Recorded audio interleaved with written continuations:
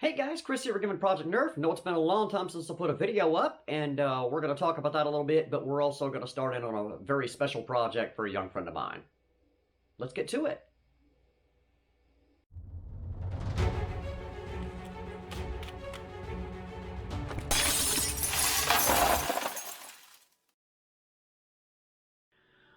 Alright guys, pretty briefly, again, those of you that have been with me a while know that my father has been fighting the good fight against cancer. And things took a hard turn for the worse here over the past couple of months. He was in the hospital about 6 out of the last 8 weeks, and sadly enough, he passed away on the 7th this month. So I've been terribly busy with other matters and just haven't had an opportunity to get out here and make content for you, and I do apologize. In the same breath, I certainly hope that you can understand that. I know many of my viewers have gone through similar family episodes. So, again, my apologies. But today, we're going to try to get back into this here. We're going to take a look at something that I hope is going to come out pretty cool here. This is for a friend of mine, Stanley. He's my little buddy here. He's 5 years of age and wants just a little bit better blaster. So, you know, had a talk with my friends, his parents, and kind of came up with a battle plan to enhance this blaster a little bit without going too much over the top for a 5-year-old, where he's not, you know, destroying things in the house and whatnot. So, anyway, let's dig into it and see what we can do. Okay, let's take a look at this thing. I just got it out of the box. This is the Fortnite B-AR. Now, why they call it that, I'll never know. As you can tell, it very closely imitates a Steyr AUG in reality, but that's okay. I'm not a Fortnite guy, so if you got an explanation for why they named it B-AR, hook me up. But the deco's cool on it on both sides. Save the Fortnite logo on this side not being painted where it is here. It looks pretty cool. But there's some stuff going on with it, kind of the good, the bad, the ugly, that we're going to have to take care of pretty quick. Now, the good is the battery trays up here. This thing runs on C-cell batteries, so that part is super cool. It's got a nice sliding jam door here. The mag release on it is kind of stiff. It does work, but again, Stanley's only 5, and you know, I've got kind of big man hands here, so we're going to soften that up a little bit, get a little more power out of it, and we're not going to change the batteries that it runs on right now. We're going to lay a framework that this can be upgraded to a LiPo a little bit later on in life, you know, something like that. Anyway, I think we're going to work outside today just because it's a really nice day and you'll have a little more light. Anyway, let's get outside, get on the table here, get it apart, and take a look inside it. Alright, so we're outdoors. It's a lovely day. In Virginia, it's summertime, but the humidity's lower, the sun's kind of in, it's cooler today, so anyway, we're going to get that mag out of there. Like I said, that's definitely something we're going to have to address. Got my trusty screwdriver, little bucket to throw screws in, so let's get this bad boy opened up.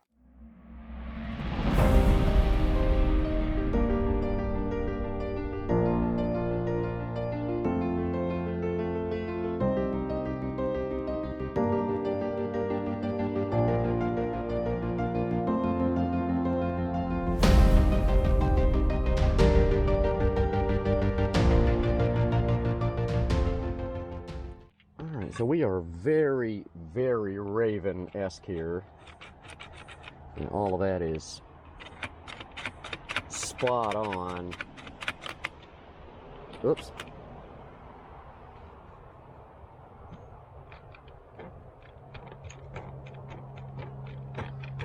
So I think for the mag release, we're just going to soften that spring a little bit. We'll either take a coil off of it or anything there. Guys, all of the screws that came out of this are in fact the same length, so that part's good. So we're going to continue our tear down. We're going to go ahead and get the electronics out of this thing.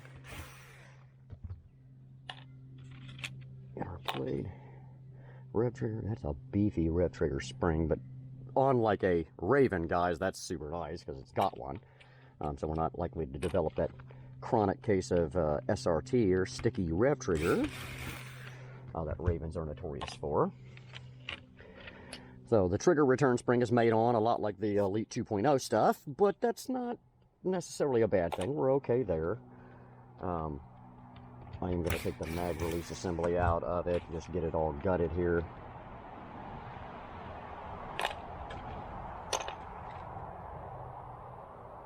Yeah, that's a very beefy little spring. So we're going to drop that down to something a little softer to make it easier for Stanley to get the magazine out of the blaster when he goes to change it.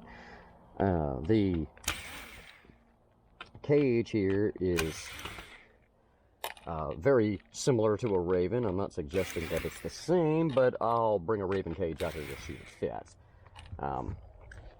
It's got a huge barrel, way bigger than your typical Raven would. This is like that Halo MA40, so which is great. It's going to minimize barrel drag, so that part's awesome.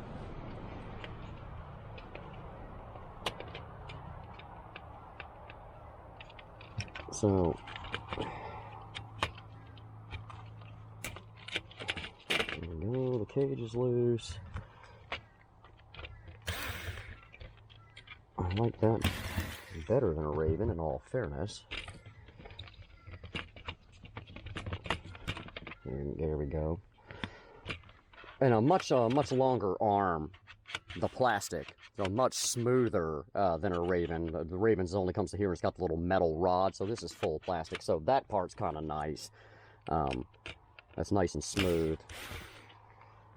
So if we do go full auto on this bad boy,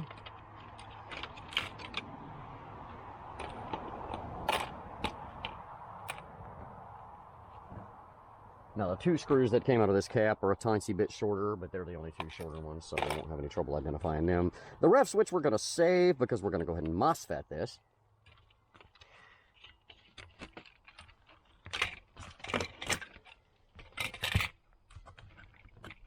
And there it is. There's a complete teardown of the Fortnite B-AR. So let's grab a few things and take a look at a couple things and see what we can do with this. Anyway, let's take our cage here.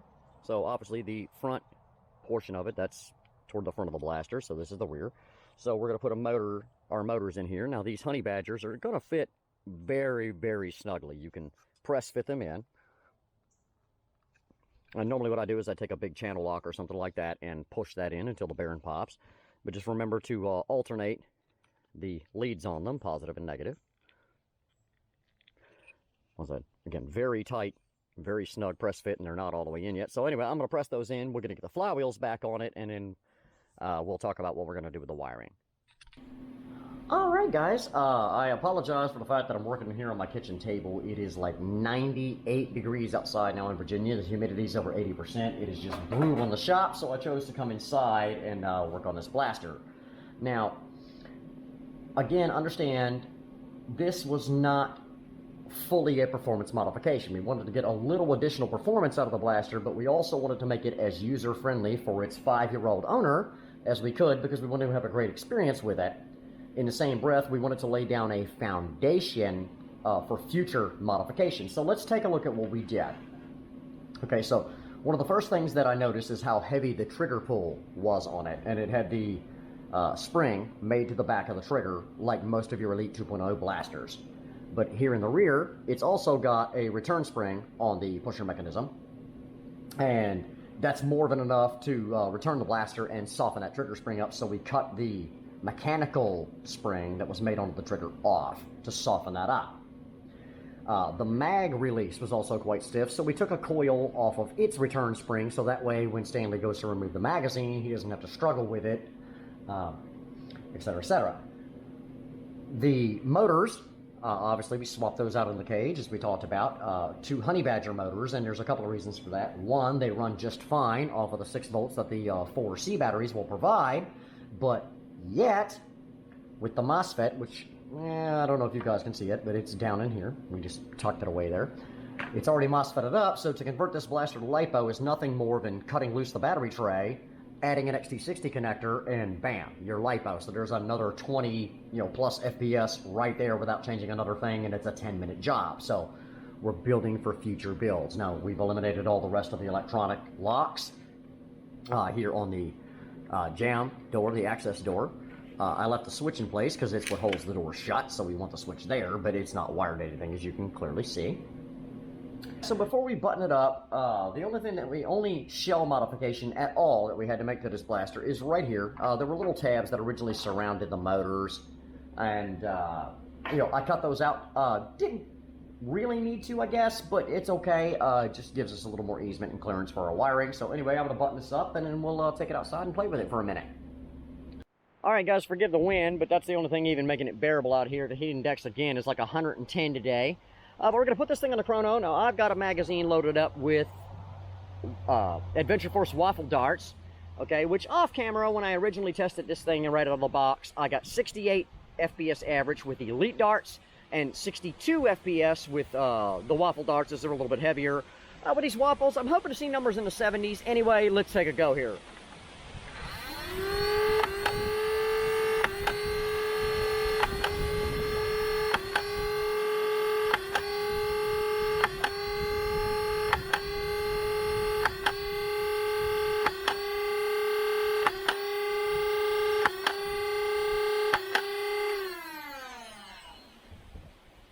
All right, wow, that very much exceeded my expectations. I was hoping for middle 70s, but it looks like we're going to come out somewhere around 87 or 88 on the average. So let's, the number was 12 reads. Our high was 97. Our low was only 78, so right about where I was hoping to be. And our average, there it is, guys, 89 feet per second with waffle darts. That is a huge performance boost at the flywheels, which was just a single part of the overall mods to this blaster. Anyway, let's get on the range and see if we can hit something with it. Alright, forgive the fact, guys, that I'm not in the shirt. Again, it's the heat index out here is like 110. It's probably 100 in the shade here where we're at. But anyway, I've got this loaded up with some AF waffles. Let's see if we can hit a target or two with it. Let's go.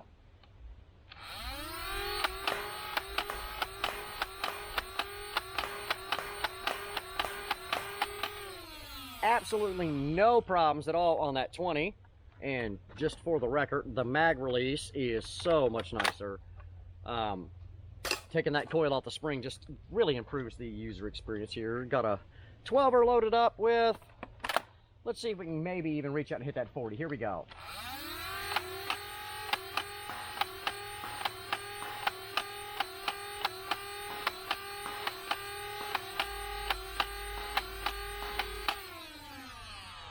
Yeah, I think that was a good solid 7 of 12, guys. So again, we got in that 80, between 80 and 90 range on flywheel performance.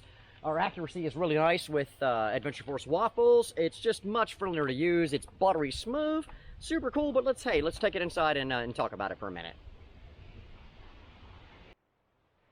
All right, guys. So there we have it, and I absolutely could not be happier with the way this came out. We got a marked increase in flywheel performance, but again, that's only part of the mission with this blaster. Again, as the owner is only 5 years old, some of the things that would make it less than user-friendly, like the very stiff mag release, we got that taken care of. The very stiff trigger pull, we got that taken care of. And I think young Stanley is very, very much going to enjoy this blaster.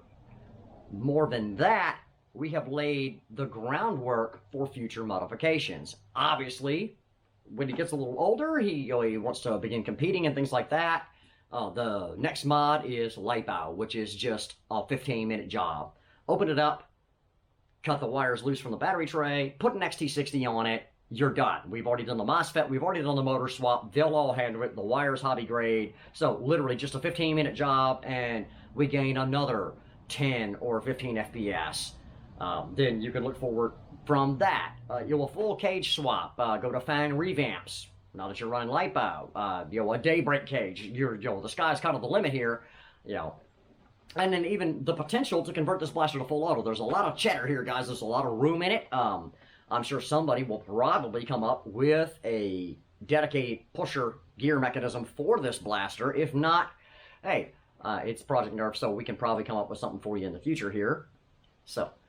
But hey, I'm thrilled. I hope young Stanley's thrilled. Love to get him out here before too long. Maybe do a little nerfing, maybe do a little range day, some of both. Get that on film for you because I think you'd enjoy it. Again, folks, I apologize for the delinquency, the long time between videos. Again, the situation with my father has not been easy. It's really been hard, to be perfectly candid. And it's something that I'll never get over. I just hope that I can move forward with it, and I know many of you have suffered similar losses in your lives, and I hope and pray that you folks can understand. So Guys, if you haven't done it yet, hit that subscribe button, turn on the notifications. That stuff really helps us out. Throw a comment down there. As always, in the description box below, I will put links to our email address, to the shop, to our Facebook, and to our Patreon if you're interested in supporting the channel that way. Guys, till next time, it's Chris for Project Nerf saying, have a blast.